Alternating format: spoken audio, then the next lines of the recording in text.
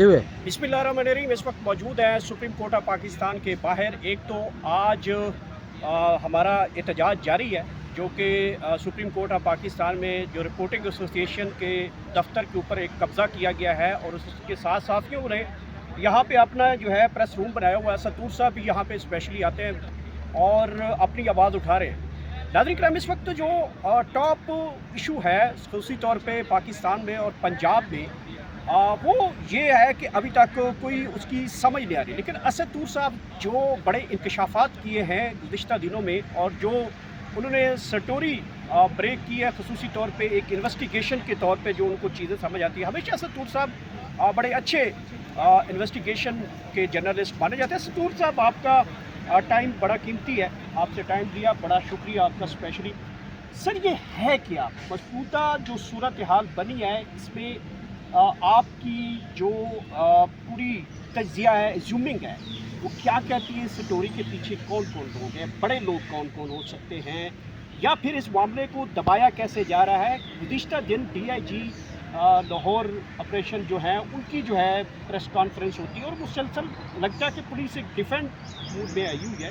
इसके पीछे क्या कोई चीज़ें चल रही हैं? फिर अचानक फैसल वाडा साहब, अपना फवाद चौधरी साहब, मरवा साहब, जो बड़े करीबी लोग समझे जाते हैं, और वो कहते हैं कि डार साहब इस्तीफ़ा दें, पाकिस्तान की बड़ी बदनामी है। देखिए, आपको एक चीज़ समझनी होगी कि ये जो रजीम है, इसमें जो हुकूमत है वो एक कमज़ोर विकेट पर है, और इस हुकूमत को पहले ही थोड़ा थोड़ा नज़र आ रहा था कि इनसे अब दिल भरता जा रहा है। लेकिन इस दिल भरने से निकालने के लिए भी आपको जवाब चाहिए। मेरे ख्याल में ये केस अब वो जवाब बन के सामने आया है, और उसमें मुझे लगता है कि शायद विक्टिम्स को तो इंसाफ ना मिले, लेकिन कहीं और स्कोर सेटल हो गए। जैसे 2016 में पनामा लीक्स आया, जी जी। तो उसमें दर्जनों लोगों के नाम थे, लेकिन वो फिर हुकूमत वर्सेस एस्टेब्लिशमेंट बन के रह गया, तो सिर्फ नवाज शरीफ सब का मामला आता है। मामला ठीक है, तो अभी भी जो विक्टिम्स भी इसमें गैर मुल्की लड़कियां हैं, इसके अलावा भी अहमद रज़ा डार साहब के अलावा जो नवासे हैं साथ डार साहब के, उनके अलावा भी साथ मुसलमान हैं, और भी कई पहलू हैं इस केस के। लेकिन ऐसा लगता है कि अब ये केस भी लड़ाई का अखाड़ा बड़ा होने की बजाय ये छोटा होते होते अब डार साहब के ऊपर आके खड़ा हो गया। ठीक है, तो इस मुल्क में यही होता है कि जो ताकतवरों के केस होते हैं वो उनके अपने स्कोर अल्टीमेटली सेटल करने के काम आते हैं। उसमें एक आम आदमी के लिए इंसाफ नहीं मिलता। हम लोग लग रहा था कि यार पुलिस फ़लाँ चीज़ कर रही है, फ़लाँ कर रहा है, फ़लाँ बड़ा अपराइट है, फ़लाँ ने ये किया, कोई अप्रोच नहीं होता। इस मुल्क की इशराफिया बड़ी बेरहम है, वो हमें फ़रोख्त भी बहुत आसानी से करती है, और वो हमें ज़िबा भी बआसानी करती है, और ख़ुद कभी भी वो आप कह लेना कि उनके साथ कुछ बड़ा हो जाए, वो नहीं होता। वो कर करा के डील करके डिज़ाइन करके निकल जाएंगे, बाहर चले जाएंगे, वापस आ जाएंगे, ड्राई क्लीन होकर, यही होता है। तो इस केस में मुझे ये नहीं लगता कि कोई इंसाफ होने जा रहा है, क्योंकि लड़कियां बाहर चली गई। ठीक है, जिसको ये कह रहे हैं बास से या वहीद खान, उस बास की शनाख्त किस बुनियाद पर है? क्योंकि शनाख्त पर तो लड़कियों ने करनी है, वो मुल्क में ही मौजूद नहीं है। तो हम कैसे कह सकते हैं कि जिसको ये कह रहे हैं किराए का गुंडा जी ये बास है? यार किराए का गुंडा इंग्लिश फसल बोलता है, वो तो कंटुट्टा होता है गरीब। लेकिन यहाँ पर वो भी कह रहे हैं कि ये इसको बाय कर लो, ये वो है। फिर फैसल कामरान साहब का अपना जो रोल है वो बड़ा मशकूक है। वो आपको पता है, वो शरीफ ख़ानदान के आदमी हैं वहाँ पर। उसी लाहौर में CPO जो उनसे हैं, CCPO, वो बिलाल सिद्दीक कमियाना साहब, वो मोहसिन नकवी साहब के आदमी हैं। इन दोनों की आपस में भी नहीं बनती, बिलाल सिद्दीक कमियाना साहब की और फैसल कामरान साहब की। उनकी सियासत भी इस केस के अंदर रोल प्ले कर रही है। तो एक अजीब सी वो खिचड़ी पक गई। अब देखें कि कहाँ पे कौन इसमें से कितना हिस्सा लेके निकलता है। अच्छा, तो सब जब से ये इशू बना है, कुछ लोग डिफेंस में भी खड़े हैं, वो भी जर्नलिस्ट को कहते हैं, और बड़ी आवाम उनके ऊपर थूक भी रही है, और उनके बड़े बदनुमा गंदे मकरू चेहरे आवाम के आमने सामने आते भी रहते हैं। वो बड़े डिफेंस मूड में वो कहते हैं कि यहाँ पे डार साहब की क्यों रिज़ाइन क्यों मांगा जा रहा है? वो कहते हैं डार ने ऐसा क्या कर दिया? भाई डार तो वज़ीर जो है वो हमारे खारजा हैं, डिप्टी वज़ीर आज़म है, उसका क्या रोल है? उसने कोई डायरेक्टली कोई क्राइम तो नहीं किया। तो फिर ये फैसल वाडा साहब ने क्यों कहा हुआ है जी बदनामी हो रही है पाकिस्तान की, اور پھر فواد چودھری صاحب کہتے ہیں بدنامی ہو رہی ہے، پھر مروہ صاحب بھی کہتے ہیں بدنامی ہو رہی ہے، ریزائن دیں، اس کا تک کیا بنتا ہے؟ دیکھیں، بے شک کہ ڈار صاحب نے نہ اغوا کیا بالکل نہ ریپ کیا، لیکن جب وہ پوزیشن آف پاور میں بیٹھے ہیں اور ان کا ایک فیملی کا بندہ اس امپیونٹی کی بنیاد پر یہ سب کچھ کر گزرتا ہے تو اس کا نزلہ ان تک آئے گا۔ یہ کیس ہائی پروفائل ہوا ہی کیوں؟ کیونکہ ان کی فیملی کا بندہ بھی کہیں پاؤ تھا۔ اور پھر اس کیس میں ایک چیز جو وہ لڑکیاں اپنے اسٹیٹمنٹ میں کہہ کے گئی کہ ہمارے ویزے احمد رضا ڈار نے ارینج کیے۔ اب یہ تحقیقات ہونی چاہیے نا کہ احمد رضا ڈار کیسے اتنی رسائی رکھتا تھا کہ وہ ایک ڈچ نیشنل اور ایک وینزویلا کی نیشنل کو پاکستانی ویزے دے کے گیا۔ اس کے پاس تو کوئی اپنے پاس تو کوئی حکومتی عہدہ نہیں ہے، لیکن اس کی فیملی ممبر کے پاس ہے۔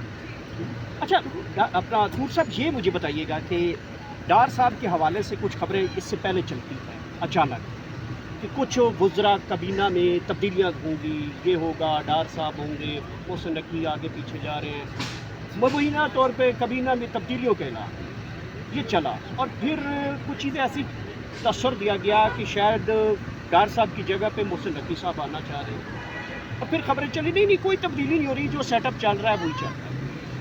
تو کیا سمجھتے ہیں کہ پیچھے سے کہیں کوئی ڈوریں جو ہیں کوئی ہلا رہا ہے ڈار صاحب کی کہ جناب آپ ذرا سائڈ لگ؟ پھر شہباز شریف کی اسپیچ بھی سے پارلیمنٹ میں انہوں نے کہا ڈپٹی وزیر اعظم محسن نقوی، انہوں نے کہا وہ بھائی ڈپٹی وزیر اعظم کو چیزیں کہیں اس طرف سے نہیں ہینڈل کی۔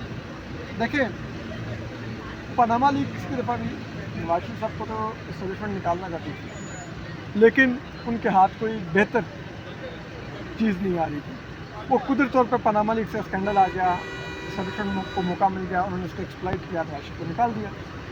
اب بھی اسحاق ڈار صاحب، احسن اقبال صاحب اور جو فقیر وزیر دفاع ہیں خواجہ آصف صاحب، ان کے بارے میں ایک خواہش تو ہے کہ یہ کافی اب ان کی عمر ہو گئی ہے تو بہتر ہے چلے جائیں۔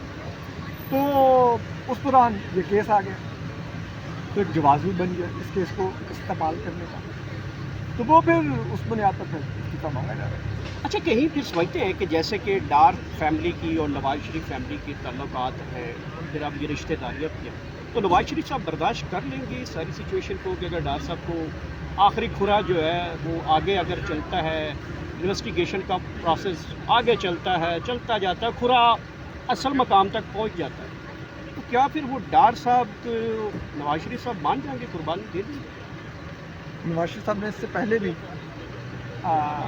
جب اگر آپ کو یاد ہو ڈان لیکس کا زمانہ تھا تو نواز شریف صاحب کو بہت قابل اعتماد ہے، سینٹر پرویز صاحب وہ سب وزیر اطلاعات تھے، میاں صاحب نے ان کی قربانی دے دی تھی، ان کو لگتا تھا کہ شاید پرویز صاحب کی قربانی کے بعد ان کی اپنی قربانی بچ جائے گی، بالکل ایسے، لیکن پھر اپنی قربانی دی۔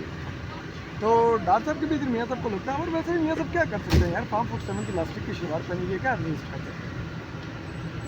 آپ کے پاس رزلٹ بھی اپنا نہ ہو، شلوار بھی اپنی نہ ہو، اور پھر آپ کہیں گے کہ میں چوک میں کھڑا ہو کر بدماشی کروں گا، تو اتنا نہیں ہوتا ہے۔ اچھا سر، یہ جو ساری سچویشن چل رہی ہے، مریم نواز کا رول ہے، انہوں نے کہا کہ بڑے پولائٹلی طریقے سے انہوں نے بولا ہے کہ بڑے قانون اپنا راستہ اختیار کیا۔ ان کے دور میں تو قانون CCD کے ذریعے اپنا راستہ اختیار کر رہا ہے، جو کہ میں سمجھتا ہوں غلط راستہ تھا۔ میں تو شروع سے اس کی مذمت کرتا رہا ہوں، میں آج بھی CCD کو ایک قاتل فورس مانتا ہوں۔ تو ہم نہیں کہتے کسی کو ماورائے عدالت آپ مارے ہیں، لیکن پھر چیز یہ ہے نا کہ اس سے پہلے تو آپ کو قانون کا راستہ یاد نہیں ہے، اس سے پہلے تو آپ کو ماورائے قانون کا راستہ یاد ہے کہ آپ مقابلے میں پار کر دیں۔ اچھا لاسٹ سر، بڑا اسپیشلی قیمتی ٹائم آپ کا، آخری سوال میرا، آنے والے 3-4 مہینوں میں کیا ایزیوم کر رہے ہیں؟ کوئی بڑی تبدیلی عمران خان کے حوالے سے، کوئی وزیر اعلیٰ کی تبدیلی، وزیر اعظم کی تبدیلی، کوئی ترمیموں کے بعد اگلے 4-5 مہینوں میں کیا نظر آ رہا ہے؟ عمران خان صاحب کے لیے تو مجھے کوئی تبدیلی نظر نہیں آ رہی، کابینہ میں شاید تبدیلیاں ہوں۔ بہت بہت شکریہ جناب اسد طور صاحب، اسپیشلی گفتگو آپ نے سنی ہے۔ ناظرین کرام، یہ جو ڈار کیس ہے یہ بڑا ہائی لائٹ ہوتا جا رہا ہے، اسپیشلی اس کیس کا جو کھرا ہے وہ دن بدن کہیں نہ کہیں رخ اختیار کر رہا ہے، اور ایسا لگ رہا ہے کہ جو کھرا ہے وہ اصل ملزمان کی پیچھے جو پشت بنائی ہے اس طرف جانا چاہتا ہے، جو صورت کاری ہے اس میں اس طرف کھرا جانا چاہتا ہے۔ بہرحال اس وقت پنجاب پولیس کے بارے میں بھی جو اسد طور صاحب نے بتایا ہے کہ CPO اور وہاں پہ جو DIG ہے، یہ دونوں الگ الگ کیٹیگری کے لوگ ہیں۔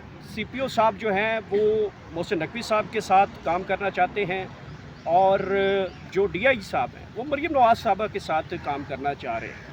تو اس طریقے سے اب پولیس کے اندر بھی کوئی گڑبڑ دکھائی دے رہی ہے۔ بہرحال یہ اسد طور صاحب کا کہنا ہے۔ میری سمجھ میں یہ چیز ابھی تک، میں اپنی جو ایک تجزیے کے طور پہ بات کر رہا ہوں، کہ میرے خیال میں جہاں محسن نقوی جہاں پہ مضبوط ترین آدمی ہے، وہاں پہ ان کے سامنے کوئی DIG یا پولیس کا افسر جو ہے وہ ایسے نہیں کر سکتا۔ یہ ایک بیسیکلی وہ ٹیکٹکس ہیں، وہ چیزیں ہیں جو بظاہراً ظاہر کچھ اور کی جاتی ہیں۔ بھائی پولیس بھی ان کے ساتھ تھی، سارے ادارے ان کے ساتھ تھے، اور رپورٹ ان کے خلاف آ جاتی ہے۔ تو یہ چیزیں بیسیکلی عوام میں سیاسی ایک تبدیلی کا ایک دوسرا رخ ہے۔ تو دیکھتے ہیں اس کیس کا کیا بنتا ہے۔ بہرحال جو بڑی خبر تو اسد طور صاحب دے گئے کہ 5-6 مہینوں میں کابینہ کے اندر جو ہے وہ بڑی تبدیلی ہوں گی، اور اگر یہ تبدیلیاں ہو رہی ہیں تو ظاہری بات ہے پھر کوئی ڈپٹی وزیر اعظم کے طور پہ کوئی بندہ جو ہے وہ نیا ہوگا۔ ہو سکتا ہے وہ محسن نقوی صاحب بھی ہو سکتے ہیں، امیدوار ہو سکتے ہیں۔ دیکھتے ہیں، بڑا جو بھی بڑی خبر ہوگی وہ بھی آپ کے سامنے رکھیں۔ اب تک اتنے، اپنا خیال رکھیے گا۔ اللہ حافظ۔